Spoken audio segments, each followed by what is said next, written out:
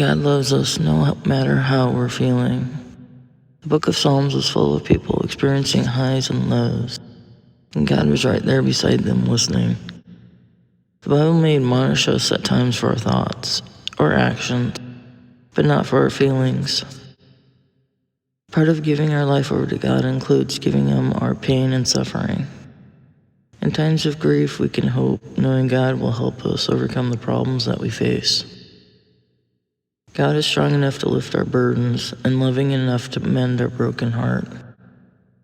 Those who experience the large crater blown in their life because of someone committed suicide often feel enraged or have great sadness and loss.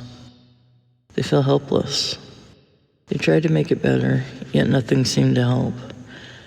They tried and the other person seemed to drift away from them. They might feel like they failed, that there was something more they could have done. The sad thing is that God makes us agents of free will, and some people use their free will to make awful, horrible choices. The thing is, you don't always know if there's intent for them to harm themselves. It's not always obvious. We can't read people's minds, and we can't control them. We only have self-control. Satan is the author of death, while God is author of life. Everyone goes through times of depression, ups and downs in their life. But if a friend has expressed suicidal thoughts, they need to seek professional help. They may need to see a professional therapist, or one may need to call the police to help keep them safe. When deeply depressed, the person feels like they are standing on the edge of a deep, dark, bottomless pit with no bottom. It feels like nothing they do touches it. The feeling just gets deeper without treatment. Deep discouragement can lead to depression, and suicide is an act of self-hate. Depression is a bit like diabetes in that it's complex. There's a lot of parts to it. There's no shortcut, no magical one thing when dealing with depression. There are two types. There's a type that gets better with doing things that help it, like diabetes type 2. And the other is a chemical imbalance they have to take meds for to address it. Then there are those who don't have a chemical imbalance, but they've been depressed so long that their brain chemistry has changed, and they need to take medication temporarily until they do the things that they need to do start kicking in. Some people are born with a chemical imbalance.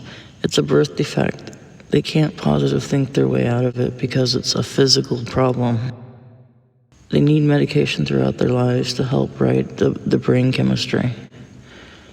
One needs a professional psychiatrist, a doctor who prescribes medication as opposed to a psychologist, who talks with you and helps you through therapy to diagnose the difference. Dr. Townsend, a licensed counselor, says that some of the underlying causes of depression are a lack of boundaries, isolation, overwhelming circumstances, biochemistry in some cases, and substance abuse, to name a few. He says that as you take care of the underlying cause or causes, you start taking care of the depression. As we give our lives over to God, He will help us carry the burdens of our life. Footprints in the sand. One night a man had a dream. He was walking along the beach with the Lord. Across the sky flashed scenes from his life. For each scene, he noticed two sets of footprints in the sand, one his and the other belonging to the Lord. When the last scene flashed before his eyes, he looked back at the footprints in the sand. He noticed that many times along the path of his life, there was only one set of footprints. He noticed that it happened at the very lowest and saddest times of his life. This really troubled the man, so he asked the Lord about it. Lord, you said once I followed you, you'd walk with me all the way. But I noticed that during the saddest and most troubled times of my life, there was only one set of footprints. I don't understand. Why, when I needed you the most, would you leave me?